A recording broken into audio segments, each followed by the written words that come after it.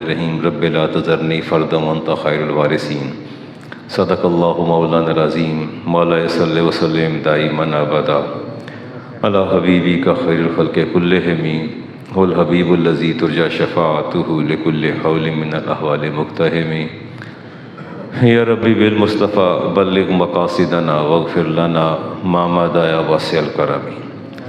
سورہ انبیاء کی میں نے آیت پڑھی ہے اور دعا ہے ایک پیغمبر علیہ السلام کی، رب لا تذرنی فردا وانت خیر الوارثین، کہ یا اللہ مجھے تنہا نہ چھوڑنا، مجھے میرا وارث عطا فرما دینا، اگرچہ انت خیر الوارثین، سب سے بہتر وارث تو ہے۔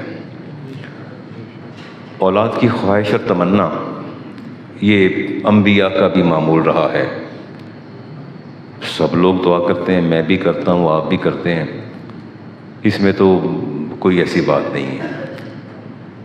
جہاں جا کے صورتحال نہیں سنبھلتی، نعمتوں کے حصول، نعمتوں کی طلب، تڑپ اور تمنا، اور پھر اس کے بعد ان نعمتوں کا برقرار رہنا اور ان نعمتوں کی قدر کرنا، وہ سب سے مشکل کام ہے۔ سرفراز صاحب نے اللہ سے بیٹے مانگے، اللہ نے 3 بیٹے دے دیے۔ طلب بھی تھی، تڑپ بھی تھی، تمنا بھی تھی، دعائیں بھی تھیں، مال بھی خرچ کیا اور دن رات دعائیں بھی کیں۔ اب سوال تو یہ پیدا ہوتا ہے کہ نعمت تو مل گئی ہے، آگے کیا کرنا ہے؟ نعمت کے بعد اس کو برقرار رکھنے کے لیے جو جد و جہد ہے وہ مشکل کام ہے۔ یہ کیسے ممکن ہے کہ سارا قصور بچوں کا اور ماں باپ کا قصور نہیں؟ آپ کو تو اللہ نے اولاد دی ہے نا، اولاد کو اتنی آسانی سے تو نہیں مل جاتی۔ مجھ سے پوچھے نا، جب مجھ سے میرے پاس لوگ آ کے روتے ہیں کہ علامہ صاحب شادی کو 18 سال ہو گئے، 17 سال ہو گئے ہیں، بلکہ میں تو اس وقت حیران ہوا کہ جب ایک لڑکی نے مجھے کہا، میاں ساتھ بیٹھے تھے، کہ علامہ صاحب دعا کر دیں اللہ تعالیٰ مجھے بیٹی دے دے، بے شک وہ بستر پر پڑی رہے، میں اس کی خدمت کرتی رہوں، میری آنکھیں تو ٹھنڈی ہوں دیکھ کے، میں تو بالکل رب نے مجھے بانجھ کر دیا ہے۔ لیکن میں یہ کہتا ہوں کہ اس اولاد کی آگے تربیت میں کیا سارا قصور اولاد کا ہوتا ہے؟ ماں باپ کا اس میں کوئی حصہ نہیں ہوتا؟ ماں باپ کا اس میں سب سے زیادہ حصہ ماں باپ کا ہے۔ ماں باپ سمجھتے نہیں بات کو، اور غیر محسوس طریقے سے ہم اولادوں کی زندگی کو جس طرح گھائل کرتے ہیں اس کا اندازہ نہیں آپ لوگوں کو۔ آہستہ آہستہ آہستہ آہستہ زہر اتر رہا ہوتا ہے اور ہمیں پتہ نہیں، مرحلہ وار چلتے ہیں، آپ سے بات کرتے چلتے ہیں۔ جی رسول کریم علیہ السلام نے، میں نے پچھلے دودھ پلانے کی بات کی، اور آپ نے ارشاد فرمایا کہ جب اولاد تمہاری اس کا نطق کھلے، زبان کھلے، تو سب سے پہلے جو تم نے اس کو لفظ سکھانا ہے وہ عمر بن شعیب اپنے دادا سے روایت کرتے ہیں اور فرماتے ہیں اولاد بولنے لگے تو اسے اللہ کا لفظ سکھاؤ۔ اب یہ وہ ذمہ داری ہے جو آپ نے پوری کرنی ہے۔ آپ نے بچے کے پیدا ہونے پر خوشیاں منا لی، مٹھائیاں بانٹ لی، سارے تو جتن آپ نے کر لیے۔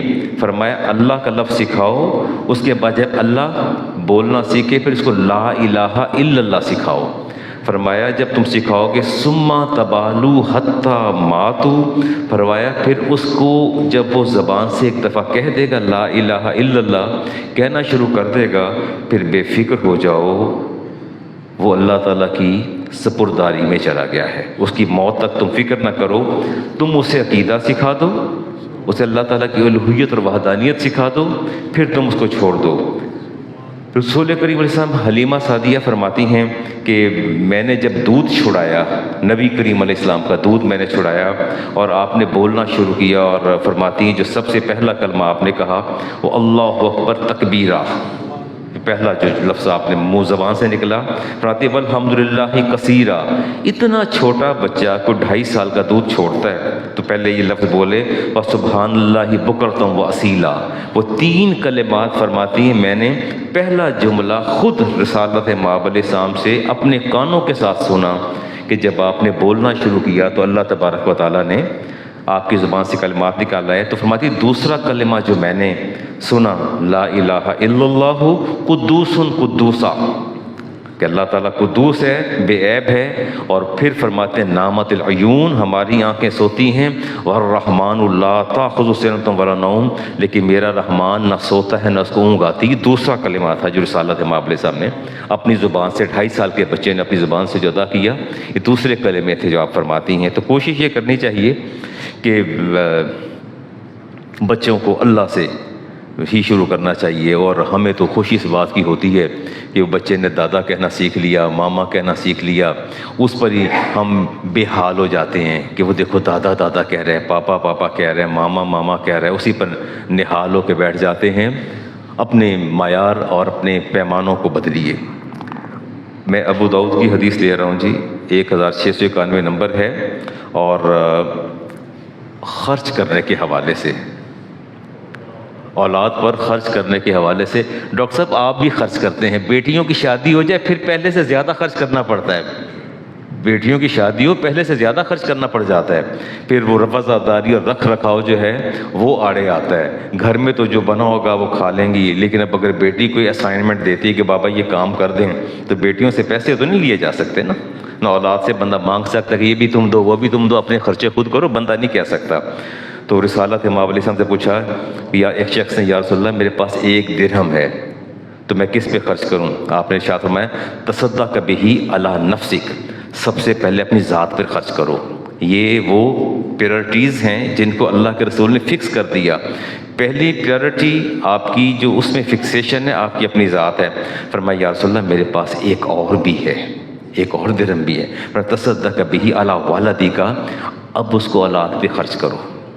آپ اپنے پر خرچ کریں گے، صحت مند رہیں گے تو آگے کما کے اپنی اولاد کا پیٹ پالیں گے۔ فرمایا اپنے پر خرچ کرو۔ فرمایا یا رسول اللہ میرے پاس اور بھی ہے۔ فرمایا تصدق بہ زوجتک، اپنی بیوی پر خرچ کرو۔ اور پھر پوچھے یا رسول اللہ میرے پاس اور بھی ہے۔ فرمایا تصدق بہ علی خادمک، تم اپنے جو ملازمین اور خادم ہیں ان پر بھی خرچ کرو۔ کہا یا رسول اللہ اور بھی ہے۔ فرمایا انت ابصر، فرمایا تم ذہین آدمی ہو، یہ فیصلہ تمہارے اپنے اختیار میں، جہاں مناسب ہے وہاں خرچ کرو۔ شاید آپ کے ذہن میں سوال آ رہا ہے، منیب مجھے بار بار غور سے دیکھ رہے ہیں، وہ پوچھ رہے ہیں کہ یہ کیا ہے، وہ ماں باپ مائنس ہو گئے ہیں۔ اپنے پر خرچ کرو، اولاد پر کرو، بیوی پر کرو، اپنے جو ملازمین ہیں خدام ان پہ خرچ کرو۔ میرا خیال ہے ماں باپ کی ذات مائنس ہو گئی ہے۔ ایسے لگ رہا ہے افتخار صاحب، اس میں ذکر نہیں آیا؟ ہاں نہیں آیا نا۔ اللہ کے رسول نے فرمایا انت و مالک لابیک، تمہارا مال اور تم خود، تمہاری ذات، دونوں تمہارے ماں باپ کی ملکیت ہیں۔ اب وہ تو پہلے سے مالک ہیں، ماں باپ تو پہلے سے مالک ہیں، آپ کی ذات کے بھی مالک ہیں اور آپ کے جو معاملات ہیں آپ کے مالی اس کے بھی مالک ہیں۔ امام ترمذی کی دوسری حدیث لے رہا ہوں۔ اچھا، اس کہنا یہ چاہتا ہوں کہ اولاد پر مناسب حد تک خرچ کرنے میں کوئی مضائقہ نہیں ہے، لیکن اگر اولاد بلیک میلر ہو تو کیا کرنا چاہیے؟ then what should you do؟ پھر کیا کرنا چاہیے؟ مجھے آئی فون لے دیں، مجھے فلاں گاڑی لے کے دے دیں، مجھے وہ کر کے دے دیں، کیا کریں گے؟ نہیں، اس کی اس خواہش کو آنر نہیں کیا جائے گا، اس کو اللہ سے ڈرایا جائے گا، اس کو بتایا جائے گا کہ تیرے جیسے سینکڑوں ہزاروں لوگ ایسے ہیں جن کے پاس 2 وقت کی روٹی نہیں ہے۔ موبائل کا رکھنا اتنی بڑی آفت نہیں جتنی بڑی آفت اس کی قیمتوں کا تجاوز کرنا، حد سے زیادہ برانڈ کی طرف بڑھنا، وہ زیادہ آفت ہے۔ اس کے پیچھے جو سب سے بڑا نقصان ہے، یہ بچہ 3 بھائی ہیں اس کے، یہ آئی فون لے کے پھر رہے، ان کے پاس وہ دوسرا اینڈرائڈ موبائل بھی نہیں ہے بھائیوں کے پاس۔ یہ مجرم نہیں ہے، اپنا سٹینڈرڈ نیچے نہیں لا سکتا، صبح و شام ان کو ٹارچر کرتا ہے اور ان کے سامنے موبائل لے پھر رہا ہے۔ یہ معاشی ناہمواری، یہ آپ اور میرے بس میں نہیں ہے، یہ اللہ کے اختیار میں ہے۔ اللہ نے کس کو کتنا دیا ہے، آپ کو اس کو اپنے لیول پہ رکھنا ہے کہ آپ کا بہت اچھا لباس، آپ کے بہت قیمتی چیزیں دوسروں کے لیے وبال جان ہیں، ان کو ڈپریشن میں، انگزائٹی میں مبتلا کرتی ہیں، اور پھر وہ کہاں نکلتے ہیں، وہ بھی آگے چل کے بات کرتے ہیں۔ اس نے پوچھا یا رسول اللہ افضل الدینار، سب سے بیسٹ جو پیسہ ہے وہ کہاں خرچ کرنا چاہیے؟ فرمایا اپنے اہل و عیال پر۔ فرمایا پھر اس کے بعد فرمایا اپنی سواری پر. کس پر؟ کیسا لگتا ہے آپ کا اگر گاڑی کا فیول ختم ہو جائے اور پتہ لگے ابھی یہاں رک گئی ہے، وہاں کھڑے ہیں، کبھی کہیں کھڑے ہیں، کبھی کہیں کھڑے ہیں، خوار ہو رہے ہیں. ہمارے ایک شاگرد نے گاڑی لی، ان کو شوق چرایا اور میرے سامنے 3-4 دن پہلے انہوں نے رکھا وہ پیٹیز اور جو کچھ تھا بیکری سے منگوا کے. میں تو کھاتا نہیں ہوں، انہوں نے جبراً کھلایا کہ استاد جی گاڑی آئی ہے اور میں نے گاڑی لی. تو پھر کہتے ہیں اگر آپ مہربانی فرمائیں، میں حدیث پڑھا رہا تھا، کلاس سے فارغ ہوا، انہیں اگر آپ باہر تشریف لائیں تو اگر گاڑی میں آپ پاور سٹیئرنگ نہیں ہے، وہ تنگ ہوں گے اس کو، تو آپ بس سیٹ پر بیٹھ کے اٹھائیے گا. خیر وہ بڑے اہتمام سے 4 استاد ساتھ اور بھی گئے سیٹ پر مجھے بٹھانے کے لیے. تو گاڑی کہے مجھے ہاتھ نہ لگاؤ، دروازہ تو کھلا ہی نہیں. انہوں نے 10 بار چابی گھمائی ادھر سے ادھر سے، وہ دروازہ تو کھلا ہی نہیں. میں سڑک پہ کھڑا دیکھ رہا ہوں کہ اب یہ کیا بنا، تو نہیں کھلی گاڑی. ایمبیرسمنٹ، شرمندگی. اب سمجھ آئی بات کی. اللہ نے آپ کو اچھی گاڑی دی ہے نا؟ نہیں دی فقار صاحب؟ اللہ کا شکر ادا کریں. اللہ تعالیٰ کی نعمتوں میں سب سے اچھی نعمت اپنا گھر اور پھر اپنی گاڑی، اپنی سواری. میں گاڑی اس لیے کہہ رہا ہوں، وہاں تو لفظ سواری کا آتا ہے، گھوڑے کا یا جو بھی سواری، اونٹ ہو، لیکن اب ظاہر ہے اونٹ اور جو ہے وہ اپنا نہیں ہے، تو ظاہر سواری، اچھی سواری پر خرچ کریں. فرمایا اس کے بعد علی صحابی فی سبیل اللہ، اپنے دوستوں پر خرچ کریں پیسہ، وہ بھی فی سبیل اللہ. وہ بھی کیسے کرنا ہے؟ آپ مجھے کھانے پہ بلاتے ہیں اور ساتھ ایکسپیکٹ کرتے ہیں کہ وہ علامہ صاحب در روٹی کی کھانا کی تحسین، پتہ نہیں میں ان کو تو بلانا ہے انہوں نے، ساتھ ہی ایکسپیکٹیشن لے کے بیٹھ جاتے ہیں. دوستوں پر کیسے خرچ کرنا ہے؟ اللہ فی سبیل اللہ. آپ نے راضی کرنا ہے اللہ کو. کس کو راضی کرنا ہے؟ اللہ کو راضی کرنا ہے، اپنے دوست کو راضی نہیں کرنا. فَأَيُّ رَجُلٍ أَعْظَمُ أَجْرًا مِنْ رَجُلٍ يُنْفِقُ عَلَىٰ عِيَالِهِ صِغَارًا. فرمایا سب سے بہترین شخص وہ ہے جو اپنے چھوٹے بچوں پر پیسہ خرچ کرتا ہے. اپنے چھوٹے بچوں پر. اب آپ پڑھے لکھے لوگ ہیں، میں تو ڈیبیٹ نہیں کرتا. اب یہ تو نہیں کہ بچہ جا کے دکان پہ چلا جائے اور وہاں جا کے کہتے کہ بابا یہ سوٹ لے دیں مجھے، میں نے یہ لینا ہے. بچے تو مچل جاتے ہیں، ہر چیز دیکھ کے مچل جاتے ہیں، یہ لے دیں. لیکن آپ کو یہاں احتیاط کرنا پڑتی ہے. رسالت مآب علیہ السلام نے ارشاد فرمایا اپنی بیویوں کو بڑے گھروں میں لے کے نہ جایا کرو. اپنی بیویوں کو اپنے سے زیادہ مالدار لوگوں کے پاس نہ خود جایا کرو، نہ ان کو لے کے جایا کرو. نتیجہ کیا ہوگا؟ واپس لوٹنے کے بعد ان کا تو کچھ نہیں جائے گا، تمہارا بہت کچھ چلا جائے گا. اور جو ذہن پر اثرات مرتب ہوتے ہیں اس کا سوچا بھی نہیں جا سکتا. فرمایا کہ تم بچوں پر خرچ کرو گے. پوچھا یا رسول اللہ اس کا کوئی اجر؟ فرمایا یعففہم اللہ، اللہ تمہیں پاک دامن کر دے گا. چھوٹے بچوں پر پیسہ خرچ کرنا فرمایا اللہ تمہیں پاک دامن کر دے گا. وَيُغْنِيَهُمُ اللَّهُ بِهِ، اللہ تعالیٰ تمہیں غنی بھی کر دے گا. یہ جب بھی کوئی شام کو یا صبح کو دم کروانے کے لیے آتا ہے تو یہی شکایت ہوتی ہے کہ علامہ صاحب اتنی شرارتیں کرتا ہے، اتنی بچہ شرارتیں کرتا ہے، ہم تو زچ ہو گئے ہیں، لگتا ہے اس پر کوئی اثر ہو گیا ہے. اس کو غور سے دیکھ کے پتہ ہے کہ جنات کا اثر تو نہیں ہے کہ وہ بچہ میں ان سے پوچھتا بی بی یہ شرارتیں نہیں کرے گا تو کیا آپ کریں گی؟ یا آپ کا میاں کرے گا؟ یہ اس کا دادا کرے گا؟ اسی نے شرارتیں کرنی ہیں، یہی آپ کو زچ کرے گا اور یہی آپ کو جو ہے ناکو چنے چپائے گا یہ بچہ. تو کہتے نہیں لگتا ہے نظر لگ گئی ہے، اثر بد. میں کہ نہ اثر بد ہوا ہے نہ نظر بد ہوئی ہے، اسے کچھ نہیں ہوا.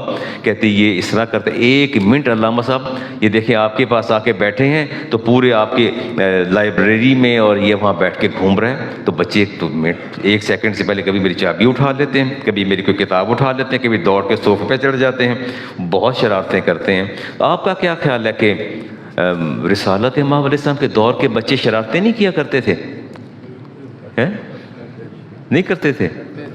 کرتے تھے بالکل. لیکن بات یہ ہے کہ امتحان ہے آپ کے ضبط کا، امتحان ہے آپ کے تحمل اور بردباری کا، جس امتحان سے میں اور آپ نہیں گزرنا چاہتے. ہمیں ایسا سوفسٹیکیٹڈ بچہ چاہیے جو بت کی طرح کے بیٹھ جائے، ہم اسے کہیں یس وہ کہہ رہے یس، کہ نو کرے نو. اس کی نہ کوئی اپنی خواہش ہو، نہ اس کی اپنی تمنا ہو، نہ وہ ہلے نہ جلے، پپٹ بن کے بیٹھی رہے اور بچہ بیٹھا رہے. بس وہ بچہ ہم سمجھتے ہیں یہ بڑا اچھا بچہ ہے. وہ ایک بچہ عبداللہ کا بیٹھا ہوا ہے.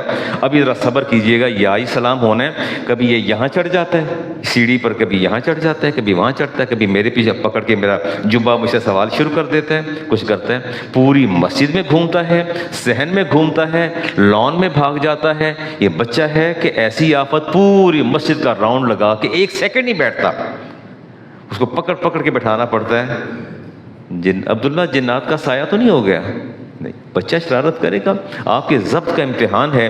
اور عبداللہ بن شداد اپنے والد سے روایت کرتے ہیں کہ ہم نے نبی کریم علیہ السلام کا کمال ضبط دیکھا کہ ضبط کیسا تھا. فرمایا میں وہ پتھر پھینکتا تھا کھجوروں پر، کھجوریں گرانے کے لیے، اور پورا محلہ مجھ سے تنگ تھا، پورا علاقہ مجھ سے تنگ تھا. جہاں موقع ملتا تھا گھر سے نکلتا یا گلیل پکڑ لیتا تھا یا ویسے پتھر مارتا تھا، کھجوریں گرتی تھی کھا لیتا تھا. آخر مجھے پکڑ کے اہل محلہ لے گئے رسالت مآب علیہ السلام کے پاس. عبداللہ بن شداد اپنے والد سے روایت کرتا ہے کہ میرے والد نے مجھے بتایا، کہہ رہے میں بڑا ڈر گیا، پتہ نہیں میرے ساتھ کیا ہونے والا ہے، تو میں پتھر مارتا ہوں. فرمایا رسالت مآب علیہ السلام نے مجھے بلایا، پوچھا لما ترمل، تم کیوں پھینکتے ہو پتھر؟ النخلا، کھجور کے درختوں پر پتھر زور زور سے کیوں پھینکتے ہو؟ کہتا ہے آکلو، میں نے کھانی ہوتی اس لیے پتھر پھینکتا ہوں، اور میں نے کیا کرنا ہے. آپ خاموش ہو گئے. قال لا ترم النخل، فرمایا دیکھو کھجوروں پر پتھر نہیں پھینکا کرتے. وکل مما یسقط فی اسفلها، جو اوپر سے نیچے گر جائیں وہ اٹھا کے کھا لیا کرو، ان کو پتھر نہ مارا کرو. اور فرماتے ہیں یہ بات کی تو میں سر ہلا رہا تھا، مجھے آج بھی فرماتے ہیں یاد ہے. پھر آپ نے اپنا دستے مبارک میرے سر پہ پھیرا اور فرمایا اللہم اشبہ بطنہ، یا اللہ اس کو ساری زندگی کے لیے سیر کر دے، اس کو اشتہار بھوک کبھی محسوس ہی نہ ہو. کہتے ہیں کہ کھانا مجھے جبرن کھانا پڑتا تھا. جس دن میرے نبی نے دعا فرمایا کہ یا اللہ اس کو سیر فرما دے، اس کے پیٹ کو بھر دے، اس کے بعد کبھی حاجت ہوئی نہیں. چاہے 2 دن کوئی کھانا نہیں دیتا تھا مجھے پرواہ نہیں ہوتی تھی. گھر والے کہتے تھے تو نے کھانا کھانا، تیرے کھانے کا وقت ہو گیا ہے. تو بات یہ ہے کہ بچہ شرارت کرے اس کو پیار سے بٹھائیں، بٹھا کے اس کو سمجھائیں آہستہ آہستہ. یہی تو آپ کے ضبط کا امتحان ہے جو میں اور آپ دینا نہیں چاہتے. امام غزالی فرماتے ہیں والصبیان امانۃ عند اللہ عند والدہ، اور بچہ جو ہے ماں باپ کے پاس اللہ کی امانت ہے. وقلبہ طاہر، اس کا دل پاکیزہ ہوتا ہے. اور بچے کے گناہوں ثواب میں شارکہ فی ثوابہ ابواہ، اس کے ماں باپ اس کے گناہ اور ثواب میں شامل ہوتے ہیں. وکل معلم، اور ہر ادب سکھانے والا مؤدب، ہر معلم جو ہے وہ اس کے ثواب اور گناہ میں شریک ہوتا ہے. تربیت کرنے والوں کو کبھی اس بات کا احساس ہی نہیں ہوا کہ ہم نے کیا تو کیا کیا ہے. اللہ سے ڈرنا چاہیے، بچے کو کھلی چھٹی نہیں دینی چاہیے جی. اور حدیث پاک میں آتا ہے کہ اچھا یہ والدین کے جو باہمی تعلقات ہوتے ہیں کیا یہ اولاد پر اثر انداز ہوتے ہیں؟ آپ کیا سمجھتے ہیں نہیں ہوتے؟ گھر میں جا کے جب مس کنڈکٹ کرتے ہیں اپنی بیوی کے ساتھ، پانی لیٹ ہے، کھانا لیٹ ہے، چائے لیٹ ہے، مہمان آگے شاؤٹ کرتے ہیں، چلاتے ہیں اور شور کرتے ہیں، بیوی کو برا بھلا کہتے ہیں، پھر کبھی بولنا چھوڑ دیتے ہیں، کبھی ایموشنل بلیک میلنگ پہ اتر آتے ہیں، کیا یہ گھر کا انوائرمنٹ آپ کے بچوں کو افیکٹ نہیں کرتا؟ یہ میری بات دل پر لکھ لیجئے گا.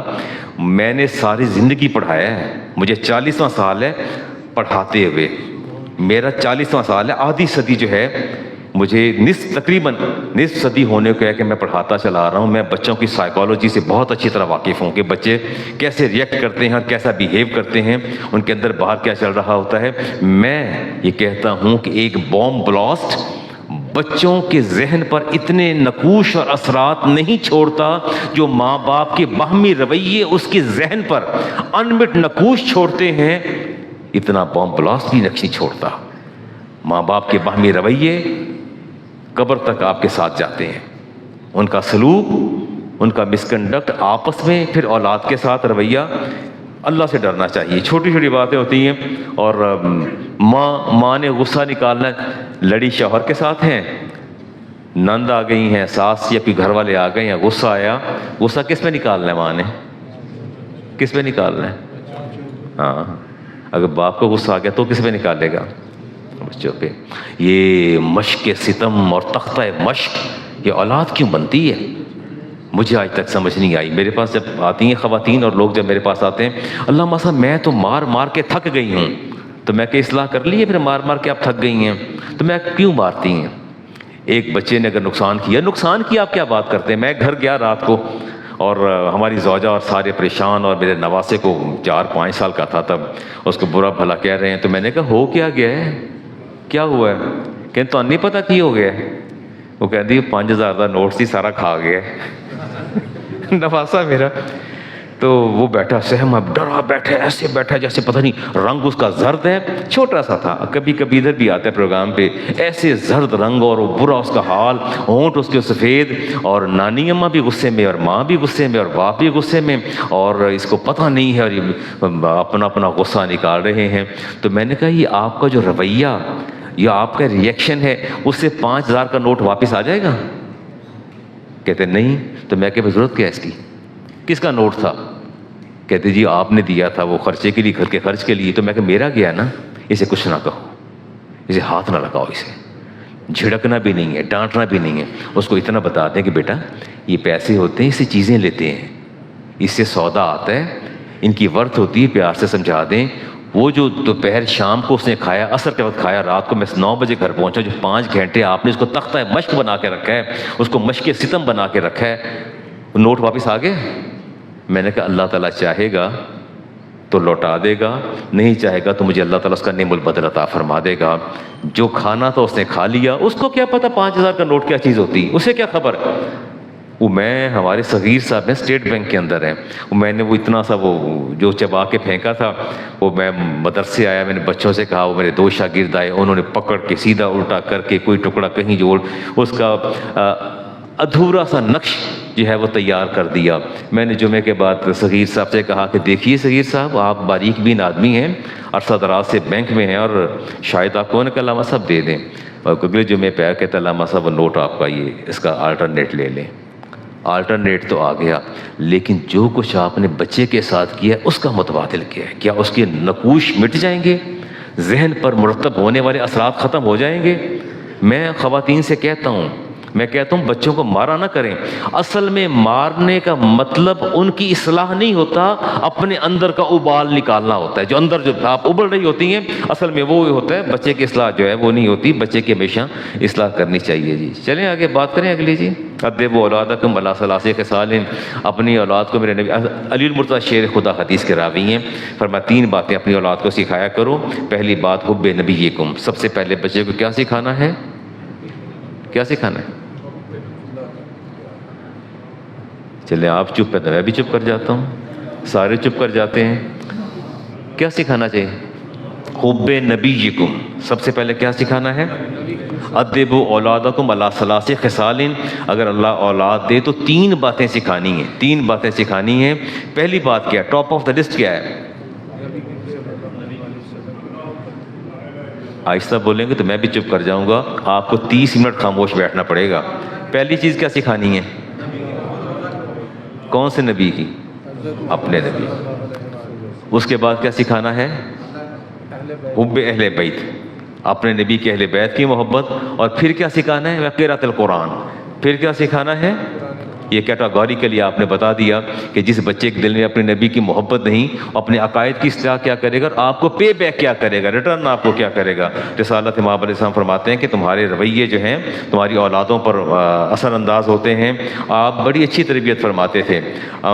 عمر بن سلمی فرماتے ہیں کہ میں کھانا کھا رہا تھا اور میں نے امام بخاری کی حدیث 5061 اس کا نمبر ہے, فرماتے ہیں میں نے برتن میں ہاتھ ڈالا, آپ نے میرا ہاتھ یہاں سے پکڑا, فرمایا یا غلام سم اللہ, اے میرے بیٹے پہلے بسم اللہ کہہ اور اس کے بعد کھانے کا آغاز کر. اور آپ نے ارشاد فرمایا کہ اگر تم بسم اللہ نہیں کہتے, فرماتے کنگھی دائیں طرف سے کرنی ہے. کنگھی کیا کرنی ہے؟ جوتا پہلے کون سا پہننا ہے؟ رائٹ. ساکس کون سی پہننی ہے؟ اتارنے میں آپ اس کا اپوزٹ چلے جائیں گے. اور دینا کس ہاتھ سے ہے؟ اور میں پرسوں ٹیسٹ لے رہا تھا کلاس میں, اتنا بڑا بچہ, وہ آپ اس کی کلاس میں بیٹھا بائیں ہاتھ سے لکھ رہا تھا. تو میں کہ آپ کو کیا مسئلہ ہے؟ کہتے جی شروع سے کسی نے ٹوکا ہی نہیں, میں نے بائیں سے لکھنا شروع کر دیا. میں نے بائیں سے لکھنا شروع کر دی ہے. ہمیشہ کوشش کیجئے. اور آپ نے فرمایا کہ فَإِنَّ الشَّيْطَانَ يَأْكُلُ بِشِمَالِهِ وَيَشْرَبُ بِشِمَالِهِ، شیطان ہمیشہ بائیں ہاتھ سے پیتا ہے اور بائیں ہاتھ سے کھاتا ہے. شیطان کے بھائی نہ بنو، دائیں ہاتھ سے کھایا کرو، دائیں سے پیا کرو. اور فرمایا سمو اذا انتم شربتم، جب پینا ہے تو اللہ کا نام لو. احمد اذا انتم رفعتم، اور جب گلاس منہ سے ہٹاؤ تو اس کے بعد آپ نے جو ہے وہ اللہ کا شکر ادا کرنا ہے. اور فرمایا کہ برتن میں کبھی سانس نہیں لینا، برتن میں کبھی القذات اراہا فی الانائی، برتن میں کبھی سانس نہیں لینا. بلکہ وہ فرماتے ہیں کہ ایک صحابی کہ میں پھونکے مار رہا تھا گلاس کے اندر، اور آپ نے پوچھا برتن میں پھونک نہ مارا کرو، کوئی چیز برتن میں ہو. کہا یا رسول اللہ اس کے اندر تنکا ہے. تو فرمایا اس کو گرا دو نا، پھونکے نہ مارو. کوئی کیا ہو سکتا ہے آپ کے خیال میں؟ پھونک مارنے سے کیا ہوتا ہے؟ کیا ہوتا ہے؟ جراثیم. جراثیم جاتے ہیں، جرمز جاتے ہیں، نہیں جاتے؟ ٹھیک ہو. اتنے موٹے موٹے ماسک لگا کر منہ پر پھرتے ہیں، تو آپ کو کوئی ڈاؤٹ ہے اس کے اندر کہ سانسوں کے اندر جو ہے اگر جرمز ہیں تو دوسرے کو افیکٹ کرتے ہیں، کانٹیجس ڈیزیز ہے تو دوسرے کے لیے نقصان دہ ہوتی ہے؟ پتہ نہیں، سادہ سی بات ہے. فرمایا برتن میں پھونکنی مانگنی قالا اہری کہا، اگر تنکا ہے تو تنکے کو رانا صاحب باہر گرانا ہے، اس کو پکڑیں باہر نکال دیں، لیکن پھونک مت ماریں، اس کو ہٹائیں مت. آپ نے فرمایا کہ کھانے سے پہلے ہاتھ دھو. یہ بچوں کو بتایا کریں کہ آپ نے کیسے کھانا ہے، جمائی نہیں لینی آپ نے. اور کیا بتانا ہے بچے کو؟ آپ نے فرمایا کہ عمر بن سلمی فرماتے ہیں، امام بخاری کی حدیث ہے 5063 نمبر ہے، تو فرماتے تھے کہ میری عادت تھی، میں نبی کریم علیہ السلام کے زیر کفالت تھا. میرے والدین نے کہا تھا کہ زیادہ وقت اللہ کے رسول کے ساتھ گزارا کرو، میں پورا دن گزارتا تھا. فرماتے ہیں کہ میری عادت تھی کہ میں جب ہاتھ کھانے میں ڈالتا، کبھی یہاں ڈالتا، کبھی یہاں ڈالتا، کبھی وہاں ڈالتا.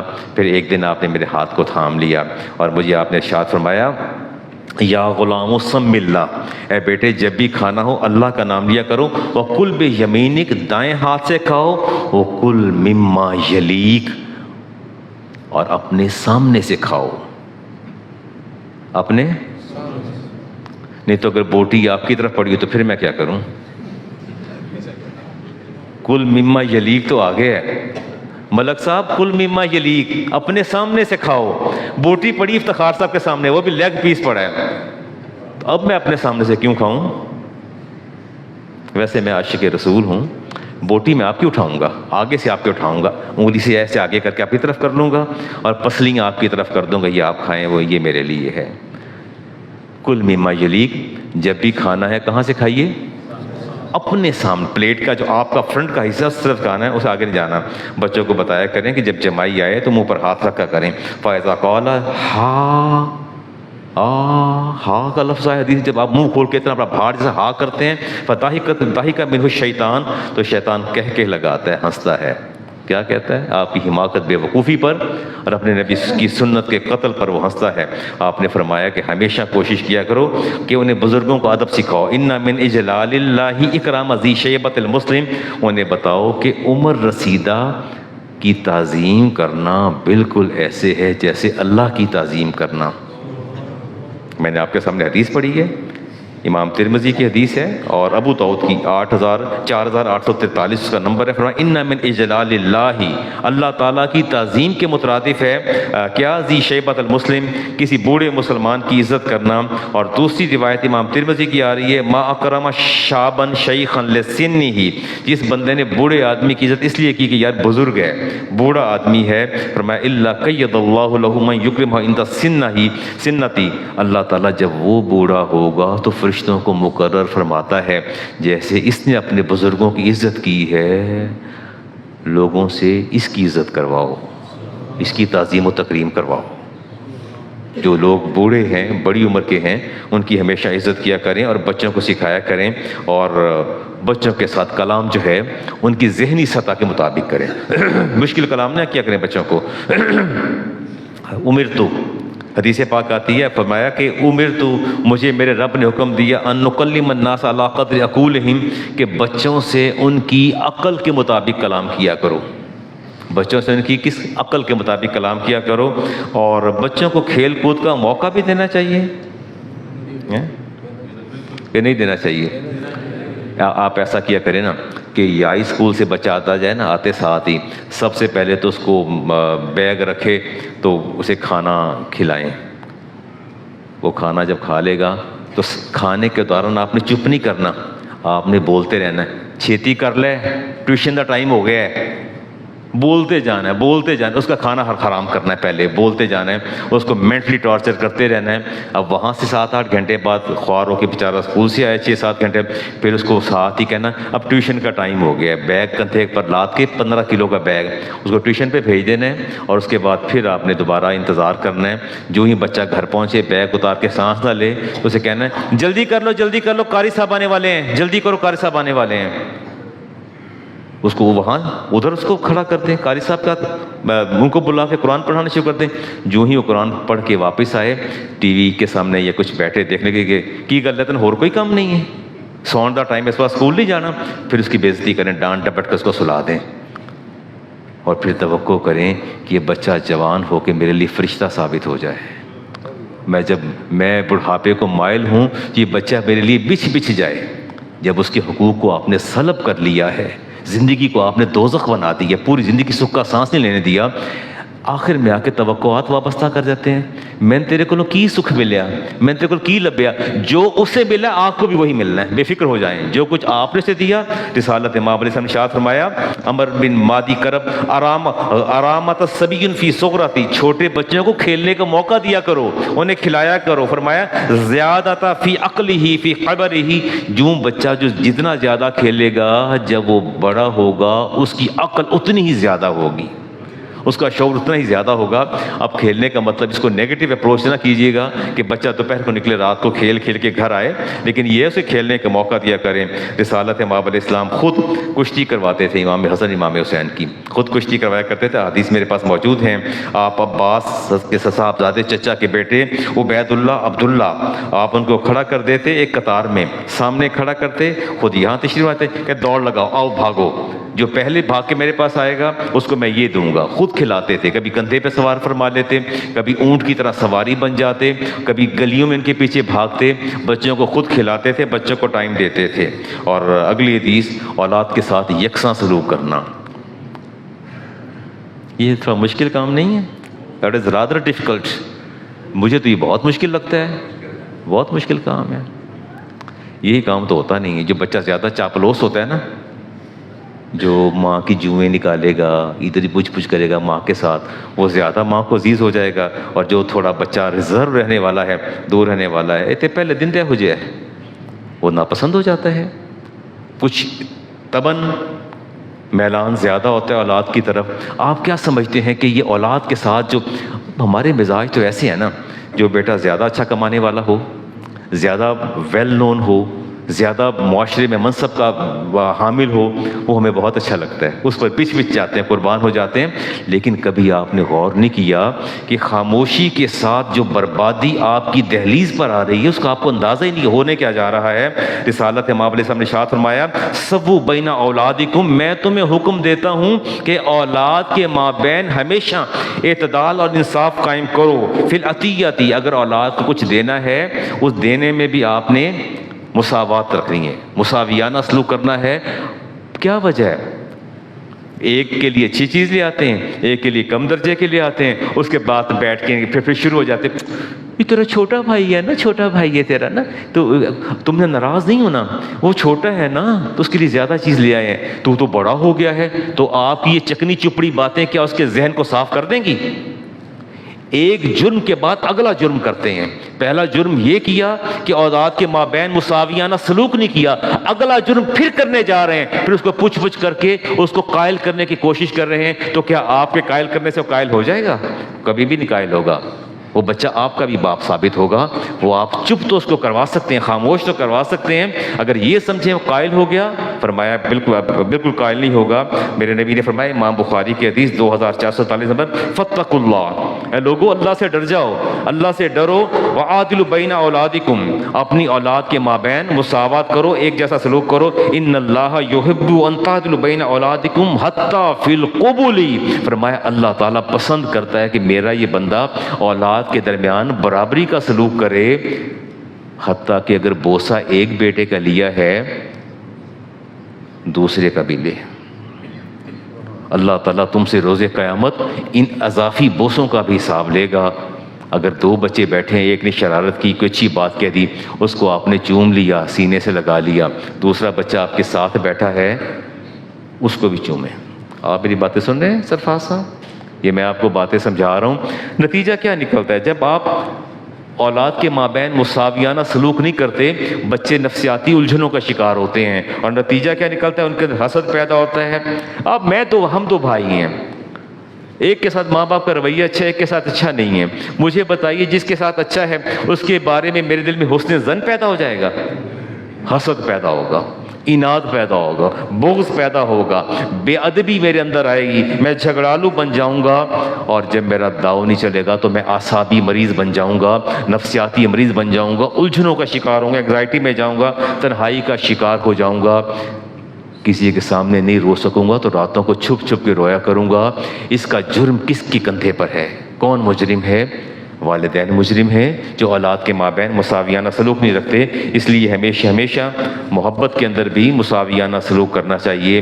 اور بچوں کو دیکھا، میرے پاس خواتین آتی ہیں کہ علامہ صاحب توڑ پھوڑ کرتا ہے، کھانا نہیں کھاتا، ضد کرتا ہے، جھوٹ بولتا ہے۔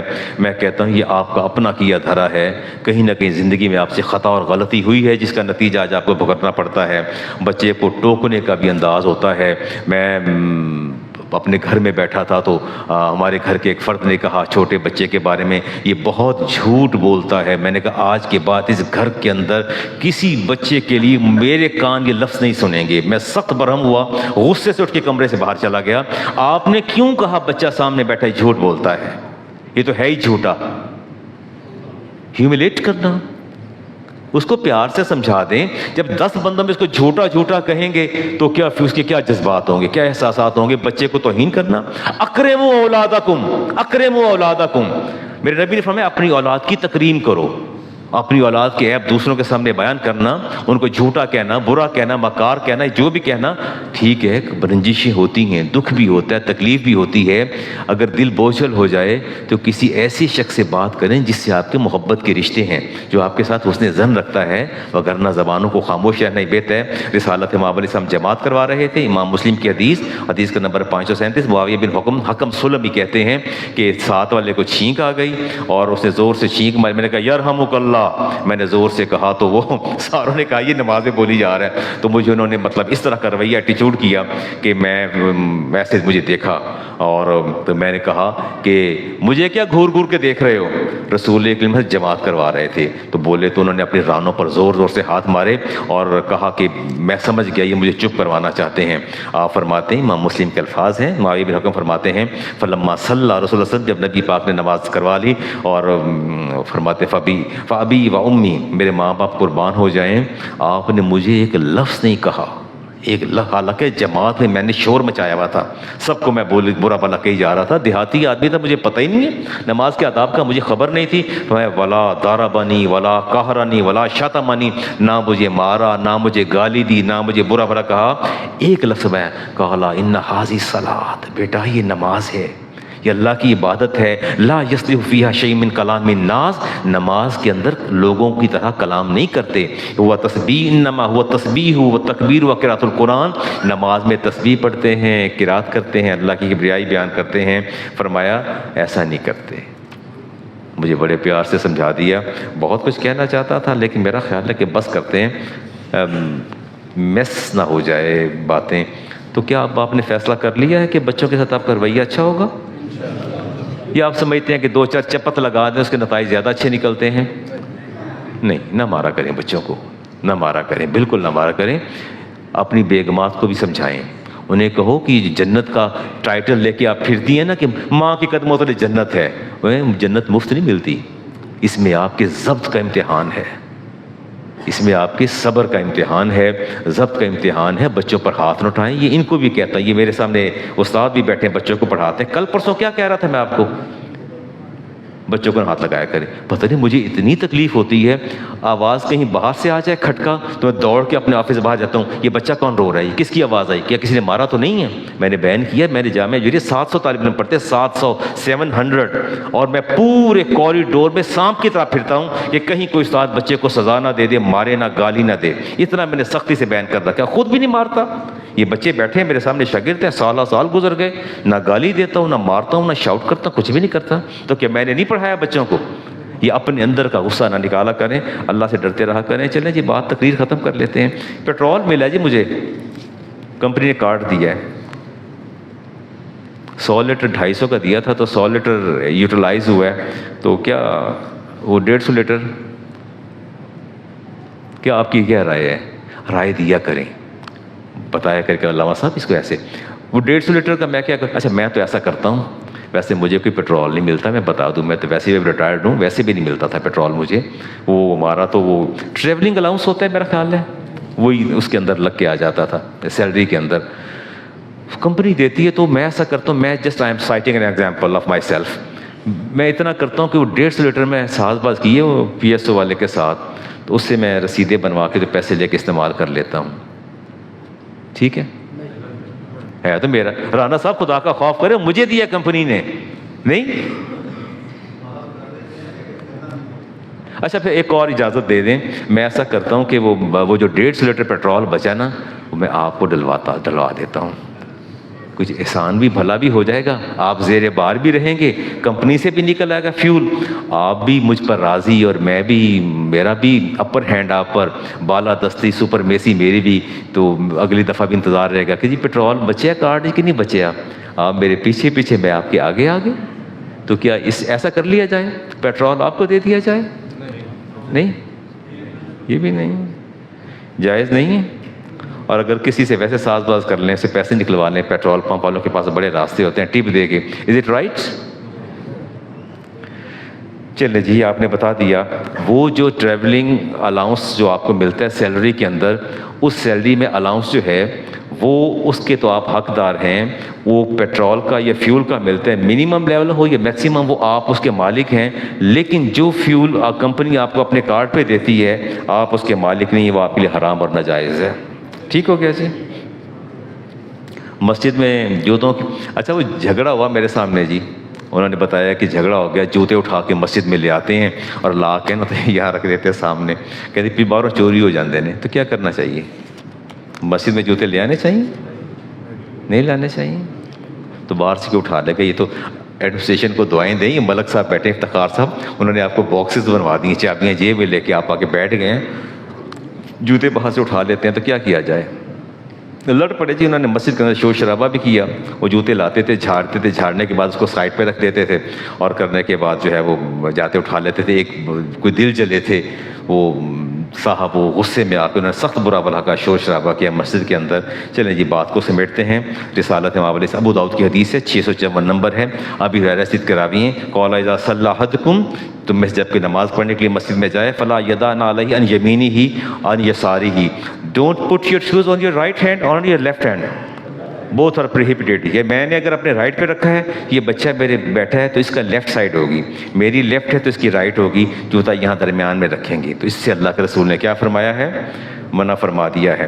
فرمایا آپ نے الا ان لا یکون یسارہ احد ولا یدعہما بین رجلیہ, نہ تو آپ نے سامنے رکھنا ہے جوتا, نہ آپ نے رائٹ پہ رکھنا ہے, آپ کا رائٹ دوسرے کا لیفٹ, آپ کا لیفٹ دوسرے کا رائٹ, آپ نے سامنے بھی نہیں رکھنا. فرمایا بین رجلیہ, اس کو اپنے قدموں کے نیچے رکھ لیں, پاؤں کے ساتھ آگے رکھ لیں, سجدے کی جگہ پر نہ رکھیں, پیچھے بھی نہ رکھیں. پیچھے رکھیں گے دوسرے نے سجدہ کرنا ہے, اس کو اذیت ہوگی. اگر ایسی صورتحال ہے, زیادہ بہتر یہ ہے کہ مسجد کے کسی کارنر میں چلے جائیں اور وہاں جا کے جو ہے اس کو کارنر میں رکھ دیں, صف کے نیچے رکھ دیں. لیکن یہ خیال رکھیں کہ کوئی نماز پڑھنے والے کے سامنے جوتے نہ آ جائیں.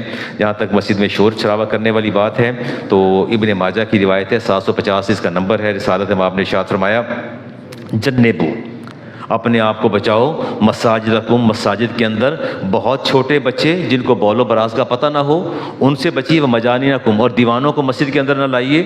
اور فرمایا شرارکم, اور شرارتوں جو شریر لوگ ہیں ان کو بھی اوائڈ کریں, شریروں کو بھی مسجد میں نہ لائیے گا.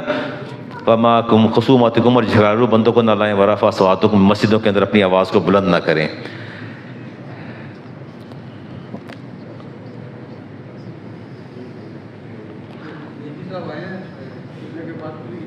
हाँ चले जी, वो आपके फैसल साहब नाम है, आप कैसे हैं? चलिए अल्लाह ताला आपको सलामत रखे जी। अच्छा, जुमे की नमाज के बाद जब आप कोई सलाम से पहले, ये भी इंशाअल्लाह यहाँ कोई खुली कचहरी का अरेंजमेंट किया है इन्होंने, हमारे मुहाफ़िज़ीन में से हैं, और आपको डीजी बताया आपने टाइटल, DIG ऑपरेशन बताया उन्होंने जी। क्या? हाँ, DIG ऑपरेशन फैसल कामरान साहब इज़ हेयर। तो इंशाअल्लाह कोई अगर आपको दुश्वारी परेशानी हो तो आप बैठिएगा, कोई अपना हाल दिल कहिएगा, कोई सुनिएगा, कोई सुनाइएगा, इंशाअल्लाह दाद रसी करेंगे आपकी, और कोई ना कोई पॉजिटिव आपको एस्पेक्ट आपके सामने आ जाएगा। ठीक है जी, अब आगे चलते हैं। अच्छा, what do you think about walima? ये एक नया ट्रेंड चला है जी, वो मैंने देखा कि वलीमे की जो है, वो वलीमा ऐसा करते हैं कि मुझसे पूछा, सवाल उन्होंने दिया कि अल्लामा साहब वलीमे के बारे में बता दीजिए। एक ही फंक्शन सेलिब्रेट करते हैं, वही बारात, वही वलीमा, और उससे आगे के जो अखराजात हैं वो 50-50। अब ये ट्रेंड चल निकला है। लोगों ने पूछा कि अल्लामा साहब वलीमे की हैसियत क्या है, तो दूसरा पूछा कि वलीमे में कितनी ताख़ीर हो सकती है। आप अगर आज आपकी जो है वो रुखसती हुई, दुल्हन को आप घर ले आए, तो कितने दिन वलीमा जो है उसको बाद में किया जा सकता है। आइए हदीस की रोशनी में देखते हैं जी। पहली बात तो ये है कि शब अरूसी के बाद अगले दिन, at the very next day, you have to celebrate the walima. आपको वलीमा जो है उसको आपको सेलिब्रेट करना है। ये दावत है, मेहमानों की ज़ियाफ़त आपने करनी है, आपने आइज़ व अकारिब के लिए, अपने मेहमानों के लिए, अपने अहले महल्ला के लिए। अगर नीयत हो अजर व सवाब की तो अजर व सवाब मिलेगा, अगर नीयत महज एक रस्म पूरी करने की है तो उसके अंदर कोई सवाब नहीं। इमाम बुखारी की हदीस लेते हैं, हदीस का नंबर 5167, फरमाया औलिम वलो बिशातिन, मेरे नबी ने फरमाया कि वलीमा किया करें चाहे एक बकरी। आपको यहाँ कोई पाबंद नहीं किया जा रहा कि आपने अपना वलीमा किसी फार्म हाउस में करना है। देयर इज़ नो रेस्ट्रिक्शंस, कोई ऐसी पाबंदी नहीं है। आप वलीमा क्या करना, इमाम बुखारी के हदीस है, चाहे एक बकरी हो उस पर वलीमा कर लीजिएगा। और सफ़िया बिनते शैबा फरमाती हैं, मेरे नबी ने फरमाया औलम नबी, इमाम बुखारी के हदीस है जी, औलम नबी अला बाद निसाही बेमुद्दईन, मेरे नबी ने अपनी बाज़ अज़वाज का वलीमा 2 मुद जौ से, 2 मुद जौ, मुद पैमाना है, एक जो मुद जो है that is equal to 4 kilogram, एक 4 किलोग्राम का एक पैमाना है, तो 2 कितने बन जाएंगे? 8 किलोग्राम। आपने अपना वलीमा निकाह के बाद आपने कितने किलोग्राम से किया? अब यहाँ आप खुद इसको एस्टिमेट कर लें कि 8 किलोग्राम जौ कितने लोग खा सकते हैं, इसको आप देख लीजिएगा। और शरई मयार वलीमे का, मैं जब जाता हूँ निकाह पढ़ाने, वैसे तो वलीमे बहुत कम जाता हूँ, ज़ाहिर है लंबा वक्त दरकार होता है, तो मैंने देखा कि बहुत बड़ी बड़ी गाड़ियाँ खड़ी होती गाड़ियाँ, लाइनें नहीं लगी होती गाड़ियों की। अगर आप वेल ऑफ हैं, अच्छे स्टेटस पे हैं, अच्छे मनसब पे हैं, बड़ी बड़ी गाड़ियाँ होती हैं। इमाम बुखारी की हदीस, अबी हुरैरा रावी 5177 नंबर, शर्र तआम, फरमाया मेरे रब ने फरमाया इस ज़मीन पर जो बदतरीन खाना है तआमुल वलीमा थी, वलीमे का खाना है, युदआ लहल अगनिया, जिस वलीमे में दावत दी जाए अपने स्टेटस और स्टैंडर्ड के लोगों को, अगनिया को बुलाया जाए, और युतरकुल फुकरा, और फरमाया फ़कीरों को, गरीबों को, मसाकिन को छोड़ दिया जाए। अल्लाह ताला सबसे ज़्यादा गज़बनाक उस वलीमे पे होता है जिसमें उसकी मखलूक के गरीब लोगों को छोड़, कोई यतीम ना हो उसके अंदर, कोई मिस्कीन ना हो। मैं हमेशा से कहता हूँ कि जब भी आपके यहाँ कोई बेटे का या घर में ऐसा फंक्शन हो वलीमे का, तो सबसे पहले किसी यतीम खाने में, किसी मदरसे के अंदर पहले खाना दोपहर को भिजवाएं, रात को अपने मेहमानों को एंटरटेन करें, ये बात है। और कोई वलीमे की दावत दे तो उसको मन तरक दावत, जिसने दावत तरक कर दी फ़कत असल्लाहु ताला, जिसने वलीमे की दावत कबूल नहीं की, नहीं गया, अगर मजबूर नहीं है वो तो एक अलग बात है, अगर नहीं जाता फरमाया असल्लाहु ताला, उसने अल्लाह ताला की नाफरमानी की। वलीमा कब करना चाहिए जी? At the very next day and the second day वलीमे का इतलाक होगा। आज आपकी शब उरूसी है, शब ज़फ़ाफ़ है, अगले दिन आप वलीमा करेंगे या उससे अगले दिन करेंगे? तीसरे दिन वाला वलीमा, उस पर वलीमे का इतलाक नहीं होगा, उस पर वलीमे का وہ دعوت ہوگی. وہ کیا ہوگی؟ وہ سنت ادا نہیں ہوگی. حدیث پڑھ لیتے ہیں جی. حدیث پاک میں آتا ہے فرمایا قول نبی صلی اللہ علیہ وسلم طعام الاول یوم، پہلے دن کھانا کھلانا حق، یہ ولیمہ ہے اور یہ رائٹ ہے. الثانی سنت، دوسرے دن ولیمہ کریں تو سنت ہے. دوسرے دن سے مراد یہ ہے کہ اگر آج شب عروسی ہے تو نیکسٹ ڈے جو ہے وہ پہلا دن ہے، اس سے اگلا جو ہے دوسرا دن ہے، 2 دن ولیمہ ہے. فرمایا وا طعام یوم الثالث ثم، تو فرمایا تیسرے دن ولیمہ نہیں ہے بلکہ وہ تو تمہاری نمود و نمائش ہے. کیا ہے؟ سما کہتے ہیں نمود و نمائش ہے. اور فرمایا جس نے اس طرح ولیمہ تیسرے دن کیا یا بعد میں کیا، آپ نے فرمایا من سما سما اللہ بہی، جس نے تفاخر کے لیے، تعلی کے لیے، پبلک ریلیشنز کے لیے ولیمے کو کیا، فرمایا اللہ تعالیٰ روز قیامت اس کو رسوا کر دے گا. آپ بڑے بڑے لوگوں کو بلا لیتے ہیں اور پھر اخبار پہ تصویریں دیتے ہیں کہ فلاں نے شرکت کی، فلاں نے شرکت کی، فلاں آ گیا، فلاں آ گیا. What do you want to do? آپ کیا کرنا چاہتے ہیں؟ کیا آپ بتانا چاہتے ہیں؟ ولیمہ سنت ہے. رسالت امام علیہ السلام نے ارشاد فرمایا چند افراد کو بلا کے کھانا کھلا دیا جائے at the very next day, تو فرمایا وہ بھی ولیمہ جو ہے وہ ادا ہو جاتا ہے. اور بعد کے دنوں میں 2 دن کے بعد کیا جانے والا ولیمہ ولیمہ نہیں کہلائے گا بلکہ وہ کیا کہلائے گی؟ دعوت کہلائے گی. اور آخری بات کرتا ہوں جی. لوگ مجھ سے کہتے ہیں علامہ صاحب اگر ہم پہلے کھانا کھلا دیں، شب عروسی سے پہلے کھانا کھلا دیں، اب لوگوں نے ایک نیا ٹرینڈ بھی شروع کر رکھا ہے، پہلے سے کھانا کھلا دیتے ہیں، 1 دن پہلے کام کر لیتے ہیں، کھلا دیتے ہیں. تو اس میں یہ ہے کہ سنت تو ساقط ہو جائے گی لیکن ولیمے کا اجر و ثواب جو ہے جو وہ آتا ہے وہ نہیں ملے گا. یعنی فرض کیجئے کہ رخصتی نہیں ہوئی، بیگم کو 2 دن بعد لے کے آنا ہے تو آپ نے پہلے ہی کھانا کھلا کے لوگوں کو فارغ کر دیا ہے، اس سے ولیمے کی جو ہے وہ سنت تو ادا ہو جائے گی لیکن وہ ساقط ہو جائے گی، لیکن ولیمے کا اجر و ثواب سے اللہ تعالیٰ ہمیں محروم رکھے گا. اللہ تعالیٰ دین سمجھنے کی توفیق عطا فرمائے. اور نماز جمعہ کے بعد ہمارا وہ سنت اور نوافل ہوگا، اس کے بعد DIG آپریشن جو ہے اپنی کھلی کچہری لگائیں گے. جو کچھ آپ بات کرنا چاہیں بات کر لیجیے گا.